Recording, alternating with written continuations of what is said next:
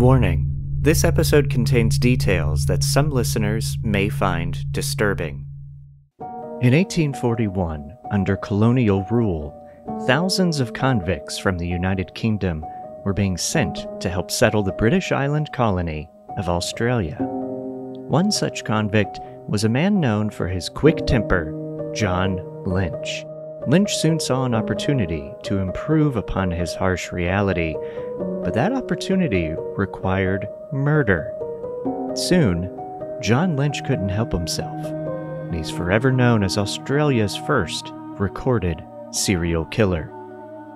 This is a study of Strange.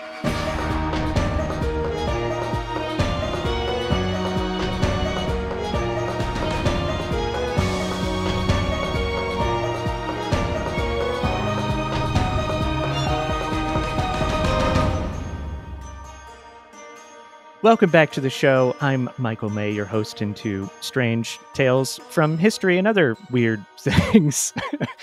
Today, I'm joined by my friend Kelly. Kelly, hi. How you doing? Hello. I'm good. How are you? I'm good. And this is very nice because my friend Kara says now after COVID that we've all forgot how to human. And that's very true with me. I don't know how to socialize. So my podcast is an excuse to hang out with people. So thank you for being here and hanging out. Thanks for having me. You're very welcome. So we are going to talk about this first documented Australian serial killer. Do you have interest in true crime or weird old macabre tales, anything like that? Unfortunately, yes, I do. We watch a lot of true crime and listen to all the podcasts. So. Oh, good. All right, great. I don't like to, scare people or make people too uncomfortable unless it's part of the show. But yeah, this is an interesting story. It's become like my favorite subgenre of a study of strange, which is looking at older serial killers. I just find it a little fascinating. It also shows that human nature doesn't change. Like serial killers are not a modern invention. They've been around forever right. Under all the kind of typical situations that you still come across today. And so this was a fun one to dig into. And it's about a gentleman named John Lynch. And yeah, stay tuned to find out more about Australia's first serial killer. Do you have any questions about him before I start? I don't. Okay. The name sounds familiar. I think I've probably heard his story before, but it's been long enough that I don't remember. So yeah, and it was really. I came across it. I don't remember how I come across these things, but I came across this story, and then when I decided to do it, you start with the basic Google search when you're thinking of a subject, and I typed in Australia's first serial killer, and 7 or 8 other people came up. And it was usually people in the 1940s or 50s or whatever. But this guy is way back in the 1800s, the 19th century. And yeah, let me give you a little background on his situation here. So John Lynch was born in Ireland in 1812 or 13, because documents weren't great back then. Of course. And the land of Ireland was plagued by poverty, famine, and political unrest at the time.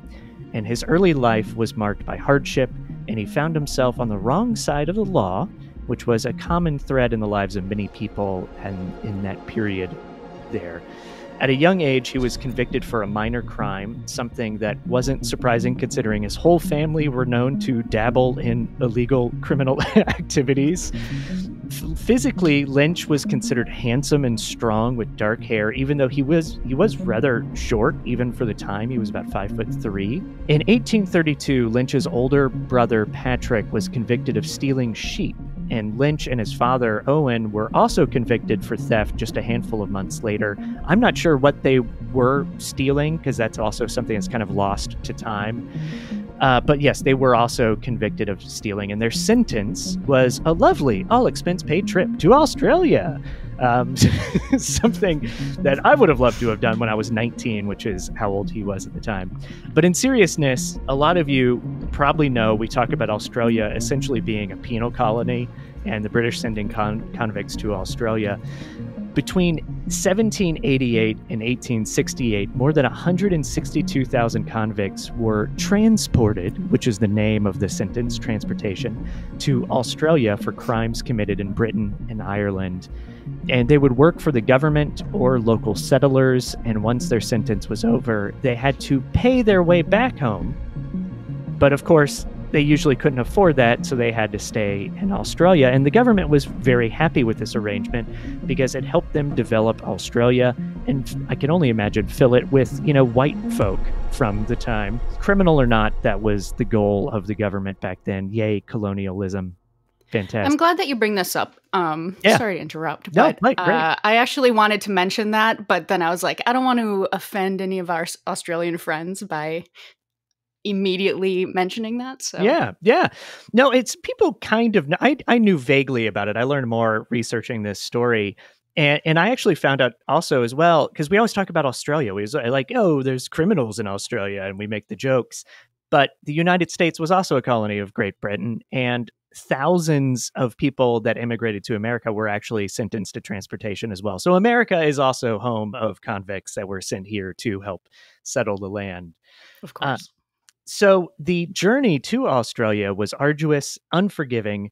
Criminals were crammed into ships, and they were facing months at sea under brutal conditions.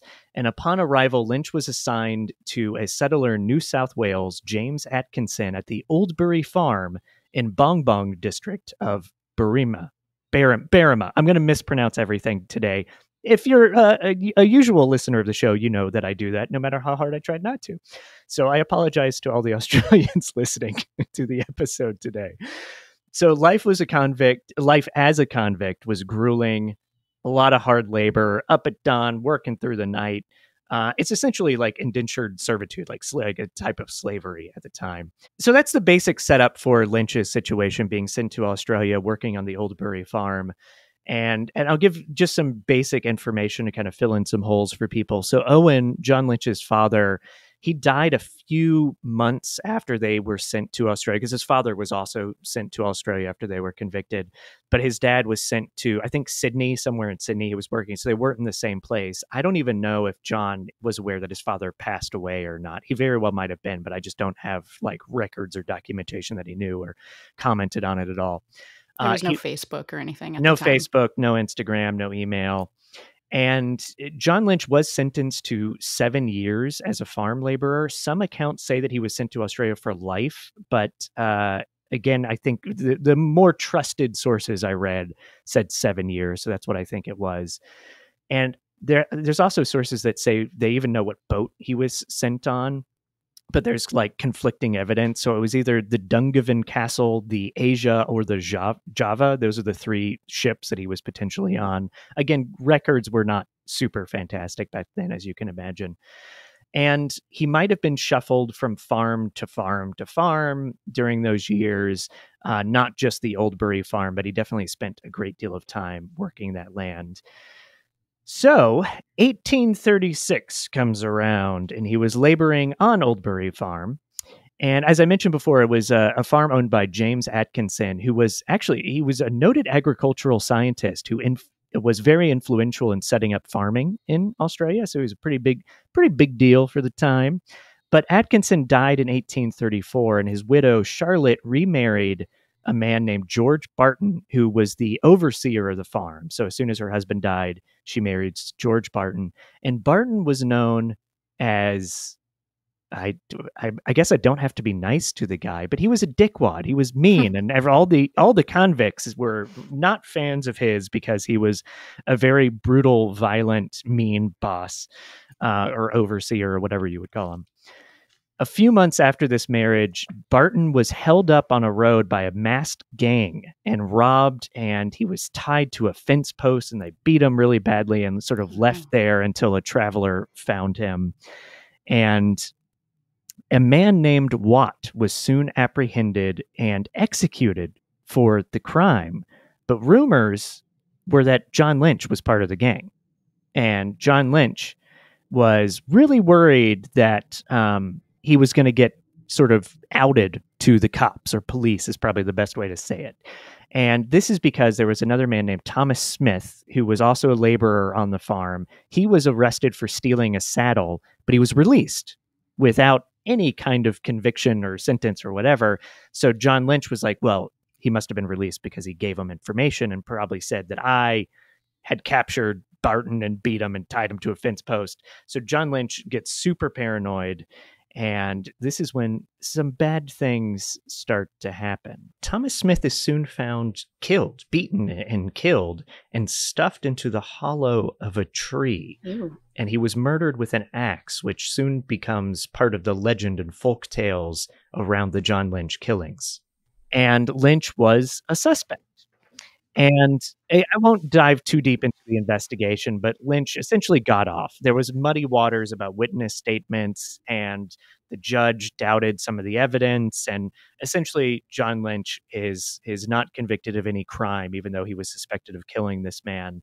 And it's unfortunate because John Lynch was not a good person, as we're about to find out. So, in 1841, things change. John Lynch is granted a certificate of freedom. And this is essentially a pardon, and it allows him some freedom, but he can't do anything he wants. He has to stay within a certain region, but he is a free man. But that's not necessarily a good thing, because it is really hard to come by work. And he struggled to find work, struggled to integrate into society after his years as a convict working these farms. And Kelly, this is where we get to our first scene. And I'm really excited. This is a dramatic reenactment of a situation that just shows John Lynch's personality. So if you can pull up scene number 1 that I sent you, I'll tee this up for the audience here. So this is apparently a very true story about John Lynch, but he was involved with some sort of gang, some kind of criminal activity with 3 other men. And he wasn't super happy with them. And then he did something very crazy. And oh God, Kelly, I'm going to apologize ahead of time. This might be, as much as I love telling these macabre tales, I'm a dork. I'm such a corny dork. And this might be the corniest scene I've ever written for a recreation. So you're welcome ahead of time. Why don't you read John Lynch? Okay. Because he's the star. I'll read the stage directions and the other. There's 2 gentlemen. They'll sound exactly the same because they're me. Okay. And you don't have to do an accent, but you are welcome to try. I do a terrible Australian accent, so I'm not even going to try because it sounds awful. I know that my Irish accent is very not good, even though it's pretty similar to the Midwestern accent that I naturally have to hide. So I don't know what that's about. Oofda. No, sorry, that's my exactly. That's my Midwest accent. All right, so here we go. So 3 men and John Lynch are sitting around a table in a quiet pub. Lynch, get over to the Hopewell farm and rob it. We already robbed it. There's nothing valuable left. Damn it, I'm the leader of this ragtag gang. Do as I say. Yeah, he's the boss. Listen up. The man pulls out a knife and holds it to Lynch's face. Rob the farm, Lynchy boy. Lynch looks at the knife, he smirks, then reaches around to his side. Heh, that's not a knife. This is a knife. He pulls up a really large knife.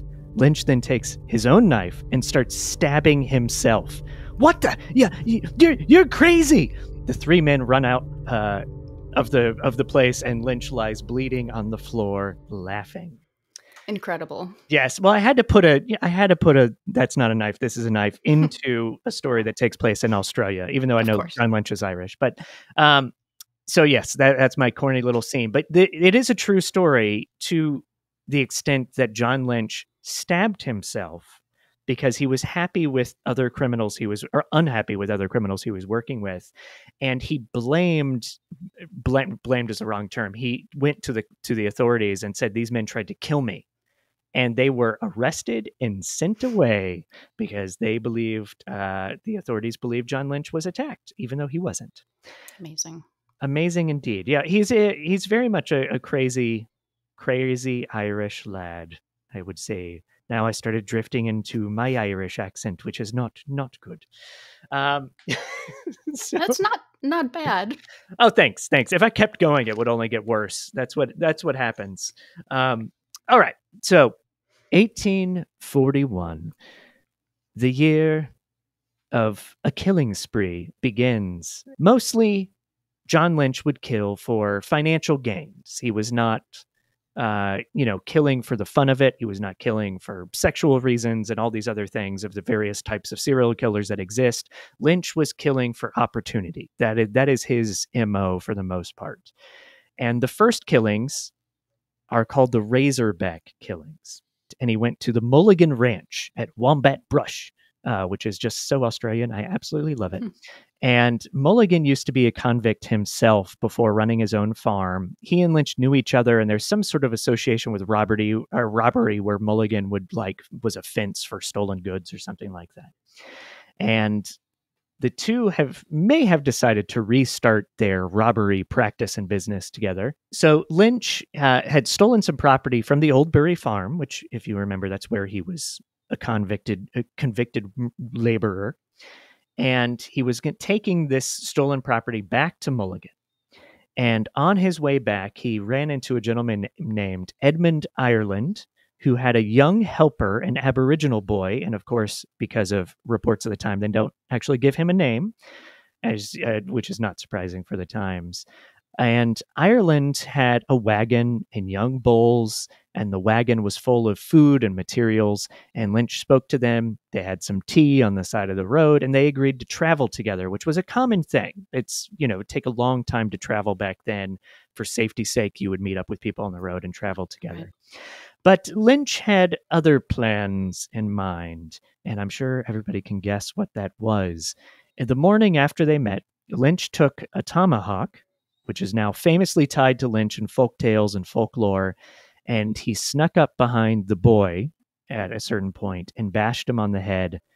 And Ireland was, somewhere else. He didn't see this happen. So Lynch then snuck up behind Ireland and did the same. And then Lynch took the wagon and all the valuable items and set off to sell them in Sydney. Later, Lynch came across a father and son, the Frasers, and they had, of course, also wagons and bulls and everything else. And Lynch partnered up with them to travel along as well. And at some point in this time period, someone showed up investigating the previous stolen wagon that Lynch had already taken off to sort of sell. And, but I'm sorry, I just confused myself in the audience. Lynch still had the wagon that he already stole. And so people show up investigating the stolen wagon, but I guess all wagons kind of look the same. I'm sure if I was back then, I would argue with myself on that, but they didn't realize that it was the wagon Lynch had, and Lynch was nervous. Okay. And no serial numbers, no VIN number on the wagon. Right. And the investigator was sort of told, like, "Oh no, we haven't seen that wagon," and he left. But Lynch becomes paranoid, and he's like, the Frasers, the father and son team who are with him, he's like, wait, what if they catch on that that's the wagon I have? So of course he has to do something about that. He hides the wagon, and he ends up asking for help, looking for his lost horses or animals or wagon or something like that. It was the morning of August 16th, 1841, at a place called Cordo's Flat that this happens. Lynch asked for help from the younger Fraser, the boy, to go look for his horses. So they go off, and Lynch had his trusty tomahawk by his side. And at a certain point, he sneaks up behind the boy, hits him with one solid, strong strike. He would later say that the boy fell like a log of wood, and which is just absolutely terrible. And he returned to the campsite with one horse, telling the father that the son was still off looking for the others. But he looked for an opportunity, snuck up behind the elder Fraser, struck him in the back of the head, and again later commented that the unhappy man fell dead. He dragged the bodies into the surrounding bush, got a spade, that's a shovel for the youngins out there that may not know that term, and buried both the father and son. And by the time he finished, it was late in the day, so he remained at Cordo's Flat for the night. Look, yeah. Is a spade a shovel, or is it just like that little flat thing? I think it's a little flat thing. I think it's a little flat thing, but I still think it can be used synonymously, like with small shovels. I'm going to look it up. Same. Yeah. I think the thing is, because that's not really the purpose of it. It seems like that would be a large undertaking to try to bury entire human beings with such a tool. Absolutely. And I'm sure they weren't dug deep, that's for sure. So there is the definition is a tool with a sharp edge, typically rectangular, metal blade, long handle used for digging or cutting earth. The more you know. What did you find? Well, I had a lot of typos, and it's not good. So my question was if a spade is a hoe, and it turns out a spade and a hoe are different gardening tools. So just so you know, if anyone's wondering, a spade is apparently not a hoe. I'm also going to take this moment to take a little break and just tell everybody that Kelly and I are both in the valley, the San Fernando Valley, the only valley. That's why they call it the valley. And it's 100 some odd degrees today. 110 degrees today? It's warm. It's warm. And I have to turn off my air conditioner because of the sound and the fan in my office. And It is, whew, I hope I'm like making sense as I talk today, because there's a lot going on in the studio today. I think you are. The unfortunate thing is that no matter how sound ready you make your room, there's still all the traffic from the Burbank airport. We've had helicopters. It's never ending. It's never ending. There's no way to do it perfectly. But that's what you got to do. But yeah, it's very hot, everybody. So I'm just going to use it as like I'm experiencing life in New South Wales in 1841 on a trail. They'd be hot. They'd be sweaty. It's not easy to be comfortable, and I'm sure that goes into a lot of this. So anyway, on August 18th, 1841, Lynch arrived back at Mulligan's farm full of riches, which I'm sure was just some food and farm equipment and stuff. But that's valuable back then, and livestock, of course, which I'm sure was very valuable. And John Mulligan's farm, I should tell everybody who's actually there. So it's John Mulligan, who was in his early 60s. His wife, sometimes, I think the records don't know if they were legally married or not, but his de facto wife, Bridget McNamara, she was about 50, and they had two kids, John, who was 18, and Mary, who was 13. Now, John Lynch, good old Lynchy boy here, he started demanding money from Mulligan. I think it was 30 pounds worth for money he was owed for something, and they argue about it.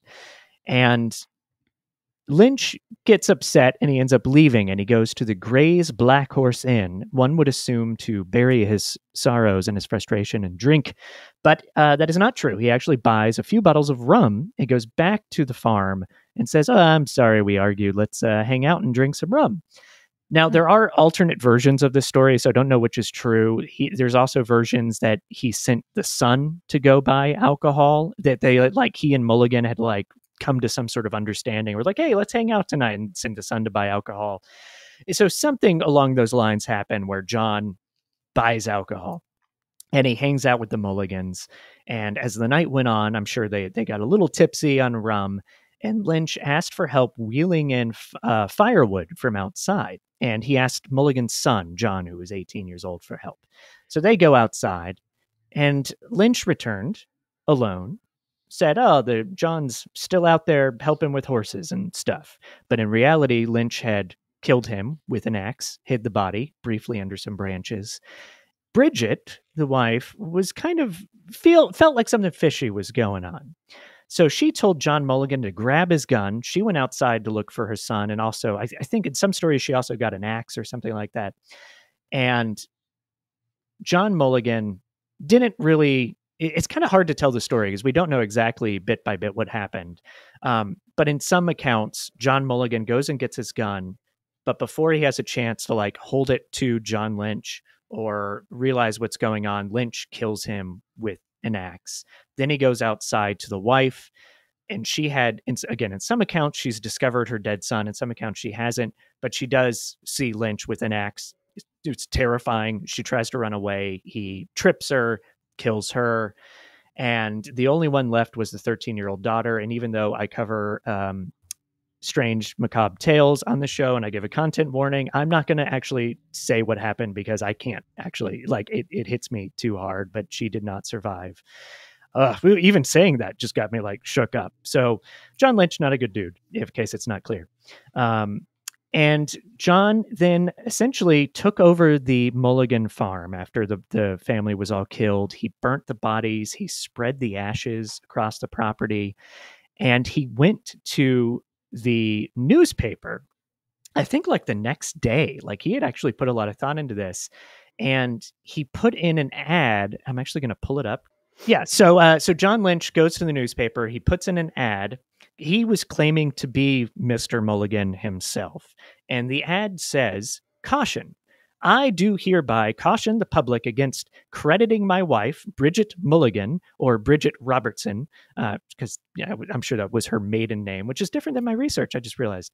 "As I will not be accountable for any debts she may contact after this date, she having absconded from my place without provocation and taking some money with her. John Mulligan, Womberbrush near Berrima, September 7th, 1841. So essentially, wow. Yeah. So he is planting the seeds that she took off, left the family, and then I think days later, he claimed Mulligan left to, like, the whole family is now out of town because she ran off and he doesn't, the husband didn't want any of her debts. Classic wily woman, just can't contain them. Yep. Never know what they're going to do. By the way, absconded is such a great word, and people need to use that more. I need to start bringing that back. That is just a fantastic, fantastic word.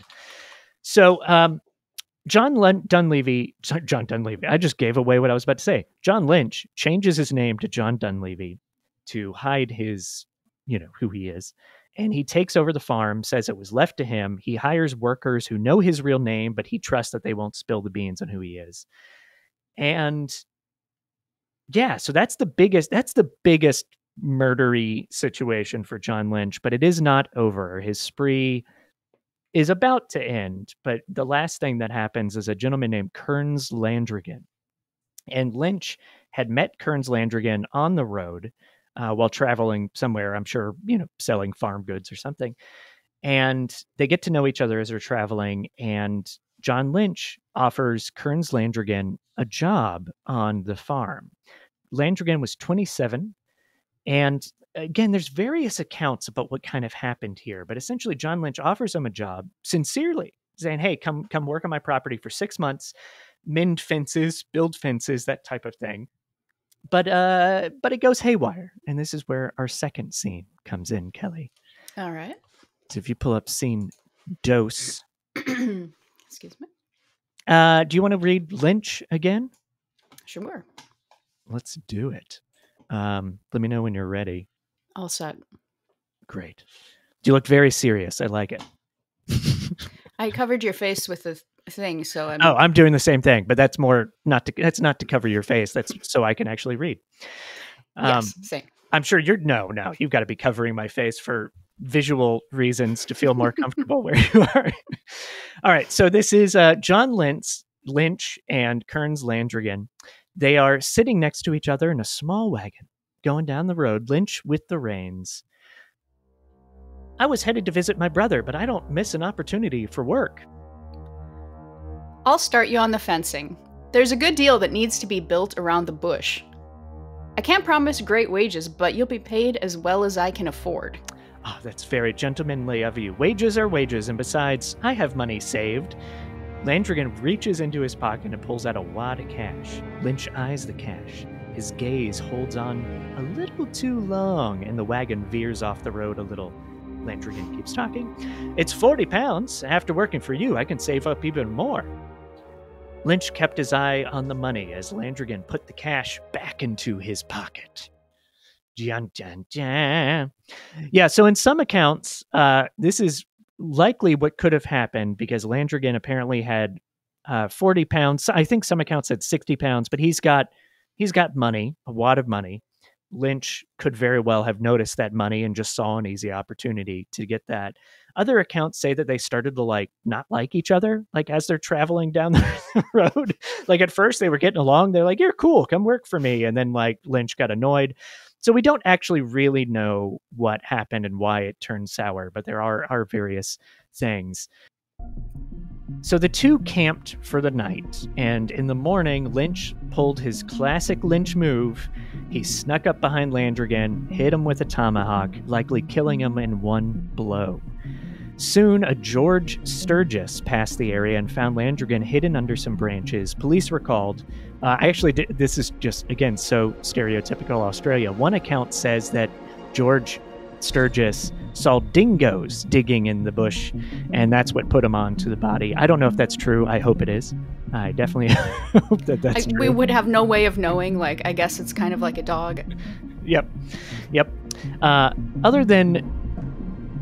Other than Lynch getting away with all these murders previously or ongoing, there was one witness.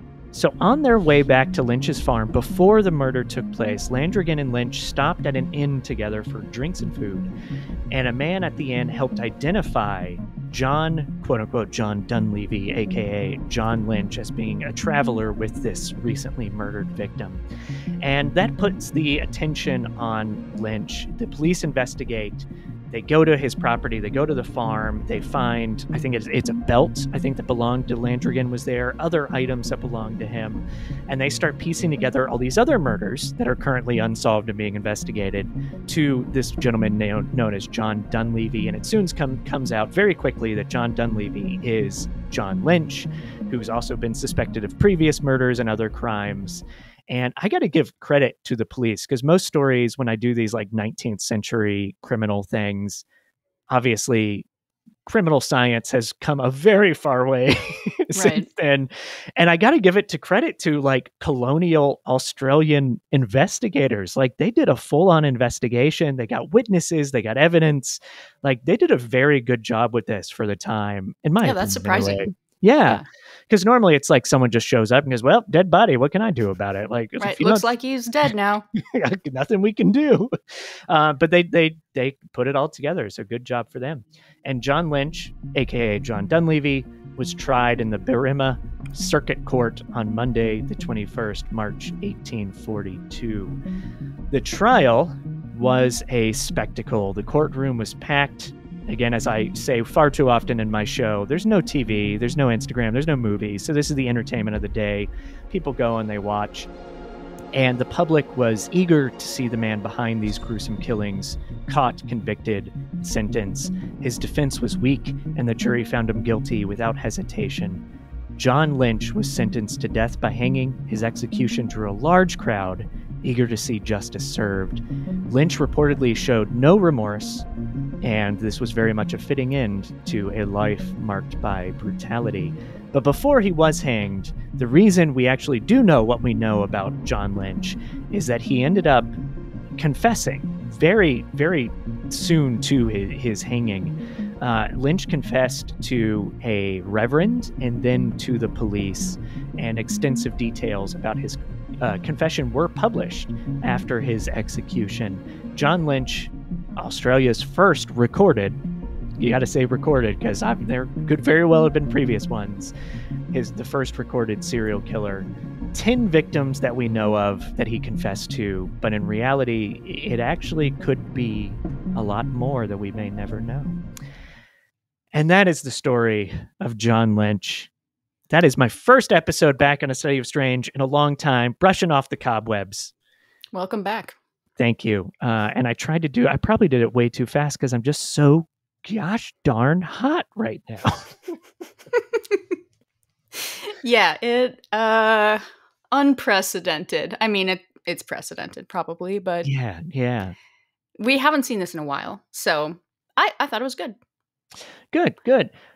So when you talk about your interest in true crime, what are the typical stories you guys listen to or watch or view or get into? I used to spend a lot of time in my car, so I would listen to, I really like this podcast called Tell No One.